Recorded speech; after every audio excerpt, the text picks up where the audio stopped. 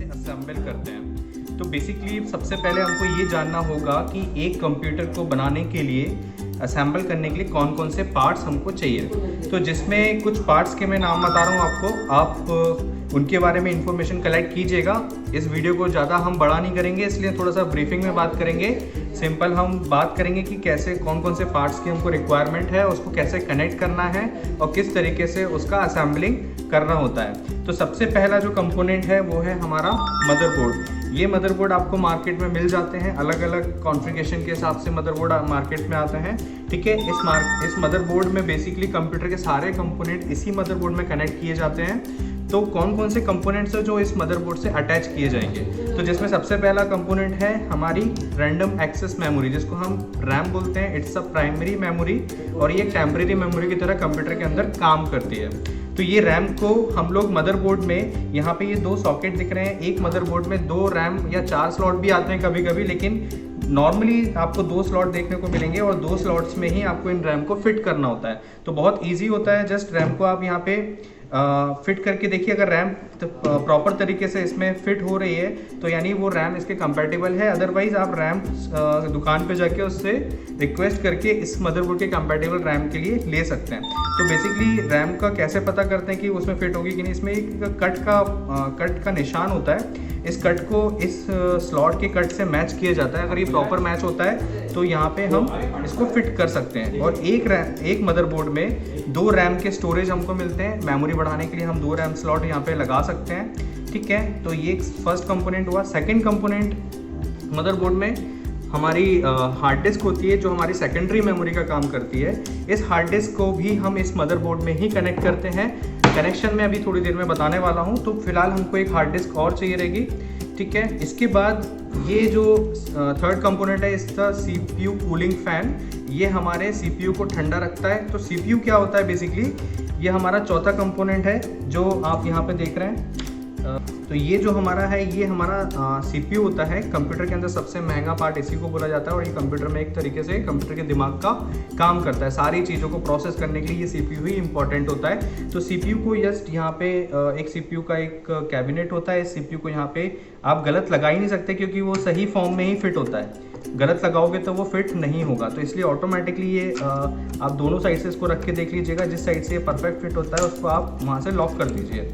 ठीक है, तो इस तरीके से हमारा CPU लग गया। अब इस CPU क्या होता है, ये जैसी वर्किंग स्टार्ट होती है CPU गर्म हो जाता है। इसको कूल रखने के लिए यहाँ पे CPU कूलिंग फ़ैन लगाया जाता है। कूलिंग फ़ैन इसके जस्ट ऊपर अटैच होता है और इसको अटैच करने के बाद इसको पावर भी इस मदरबोर्ड से ही दी जाती है, जिसका पॉइंट आपको यहीं पे इसके साइड में मिल जाता है। तो इस तरीके से इसको भी हम यहीं पे कनेक्ट करते हैं। ठीक है, अभी मैं कनेक्शन बताऊँगा। तो दिस इज़ CPU फ़ैन। इसके बाद ये है हमारा SMPS, क्योंकि इसके बिना तो हमारा मदरबोर्ड काम ही नहीं करेगा, क्योंकि पावर सप्लाई का काम हमारा ये कैबिनेट SMPS ही करता है। इसको बोलते हैं हम स्विच मोड पावर सप्लाई। ठीक है, इसके बाद एक और कंपोनेंट है, इसको बोलते हैं हम CD DVD राइटर। इसके थ्रू हम अपने कंप्यूटर में CD और DVD को रीड और राइट कर सकते हैं। ठीक है, और ये जो सारे कनेक्शन इस मदरबोर्ड में परफॉर्म होंगे वो केबल्स के थ्रू होते हैं। तो केबल, जिसमें सबसे पहली केबल है, इस टाइप की जो केबल आती है इसको बोलते हैं हम SATA केबल, और इस टाइप की केबल जो आती है इसको बोलते हैं हम PATA केबल। तो जो पुराने हमारे कंप्यूटर्स होते थे, अभी तो लेटेस्ट कंप्यूटर आने लगे, सभी में SATA का यूज़ होता है। पहले PATA केबल का भी यूज़ होता था, लेकिन अभी भी मेरे जो मदरबोर्ड है इसमें PATA का स्लॉट भी है, वो मैं आपको अभी बताऊँगा। नाउ ये वाली जो केबल होती है हमारी होती है BGA केबल, जो हमारे आउटपुट मॉनिटर में डिस्प्ले के लिए काम आती है। इसके लिए फिर हमको 2 इनपुट डिवाइसेस की ज़रूरत पड़ेगी कंप्यूटर में काम करने के लिए। पहला है कीबोर्ड एंड सेकंड है माउस। तो कितने कंपोनेंट हो गए हमारा, first is motherboard, second is RAM, third is CPU fan, आपकी हार्ड ड्राइव, आपका SMPS और आपकी SATA केबल और आपकी BGA केबल। तो ये सब चीज़ों की आपको नीड है। ठीक है, एक और चीज़ ध्यान दे लीजिएगा कि मदरबोर्ड में आपका CMOS सेल लगा है कि नहीं। अगर CMOS सेल नहीं होगा तो कंप्यूटर में जो इनिशियल वर्किंग होती है पावर की, जो CMOS सेल के थ्रू होती है, जो हमारा टाइमिंग सेट होता है कंप्यूटर के अंदर, वो भी CMOS सेल के थ्रू मेंटेन होता है। अब इनको कनेक्ट कैसे करते हैं वो मैं आपको बताता हूँ। तो सब कुछ मैं यहाँ से अनप्लग कर देता हूँ पहले। बहुत इजी है। आपके पास सिंपली एक मदरबोर्ड है, ब्लैंक है, सिर्फ ऐसा मदरबोर्ड आएगा जिस पे सारी सर्किटरी अटैच्ड है। सबसे पहले हमको लगाना है इसमें प्रोसेसर। तो प्रोसेसर लगाने का तरीका है कि प्रोसेसर को आप इस साइड से और इस साइड से फिट करके देखिएगा। जिस साइड से ये इसमें फिट हो जाता है, क्योंकि गलत फिट ये नहीं होगा, सही फिट ही होता है, तो इसको आप लॉक कर देंगे। इसके स्टैंड को यहाँ से प्लग कर देना है, तो ये आपका प्रोसेसर कनेक्ट हो गया। इसके बाद आपको लगाना है इसमें कूलिंग फ़ैन। कूलिंग फ़ैन के लिए यहाँ पे 4 होल्स हैं। चारों होल्स को देखते हुए इसको एक लेबल पे यहाँ पे रखना है और इसका एक लॉक होता है, इसको आप प्रॉपर इसमें फिट कीजिए। पहले ऊपर कीजिए, फिर इसके अंदर प्रेस कीजिए और राइट साइड में इसको मूव कर दीजिए, तो इस टाइप से ये लॉक हो जाता है। ऐसे ही चारों कनेक्शन को आपको लॉक करना है। फिर इस सीपीयू फ़ैन को आपको पावर देनी है। तो पावर देने के लिए यहाँ पे एक ऑप्शन आपको दिख रहा है छोटा सा 3 पिन वाला, तो इस पावर ऑप्शन को भी यहाँ से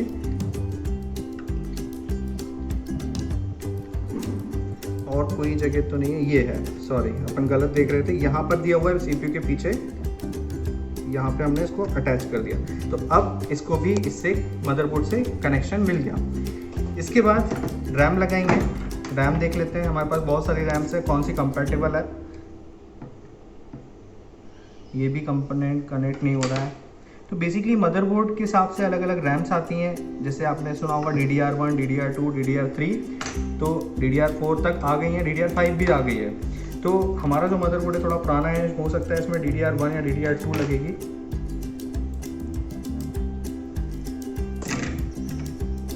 तो इस तरीके से हम लोग यहाँ पे रैम को फिट करते हैं। आप 2 रैम फिट कर सकते हैं यहाँ पे।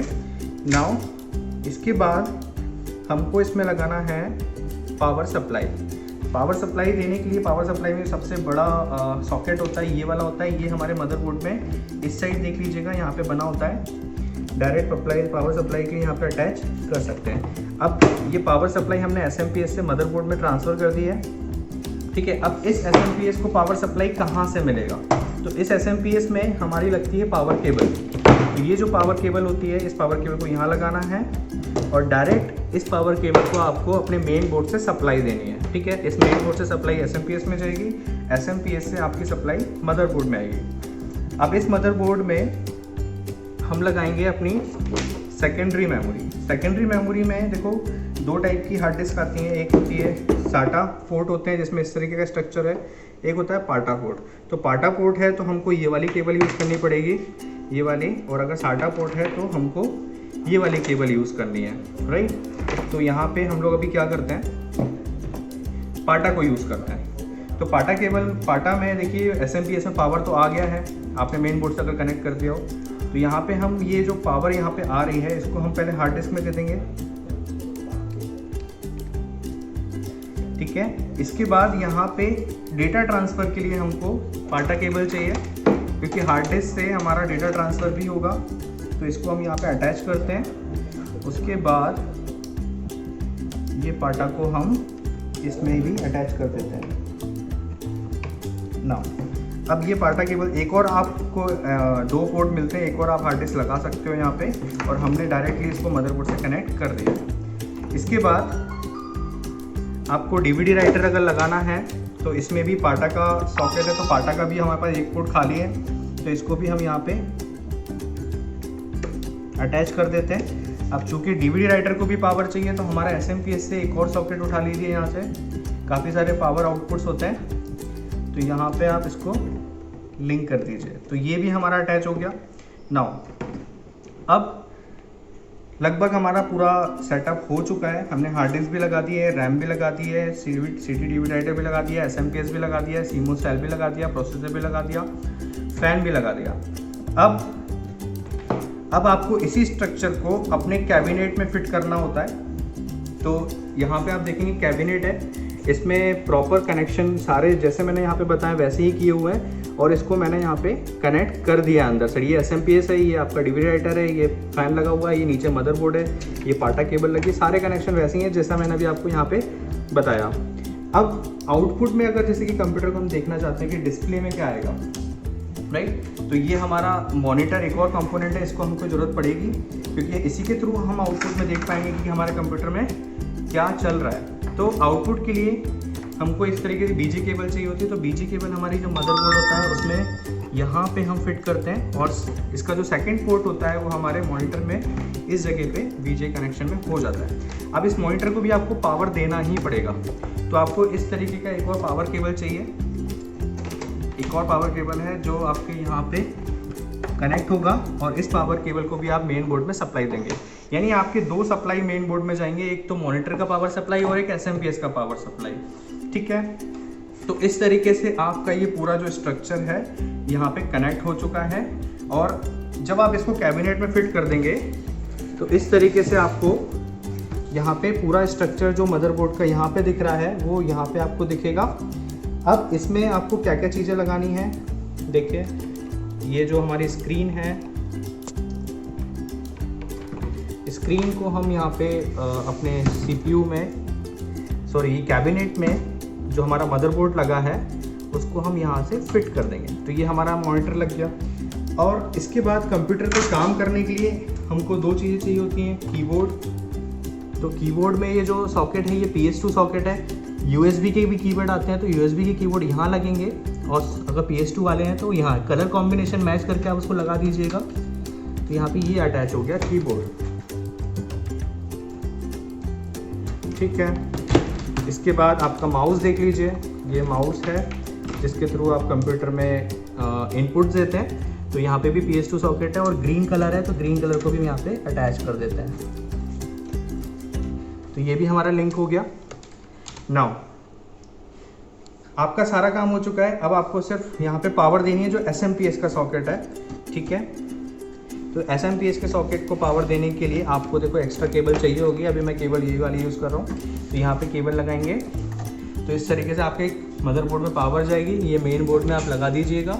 पूरे बोर्ड में पावर जाने के बाद आपकी सारी चीज़ें काम करना स्टार्ट कर देंगे। और स्टार्टिंग में आपको ये CPU कैबिनेट में पावर का ऑप्शन होता है, इस पावर बटन को दबा के आपकी पूरी वर्किंग स्टार्ट हो जाती है। राइट, अब ये जो आप देख रहे हो ये पावर बटन से जो कनेक्शन किया गया है वो आपके मदरबोर्ड से ही किया गया है। मदरबोर्ड में मेंशन रहता है कि कहाँ पे पावर लगाना है। देखिए यहाँ पे साइड में यहाँ पे मार्किंग रहती है कि किस चीज़ में आपकी पावर कनेक्शन होगा, तो वो आप देख के ही कीजिएगा। ठीक है, तो बहुत ही सिंपल स्ट्रक्चर है। आई थिंक आपको बेसिक चीज़ें समझ में आ गई होंगी कैसे कनेक्ट करना है। फिर भी कोई क्वेश्चन हो तो आप कमेंट में मेंशन कर देना, तो मैं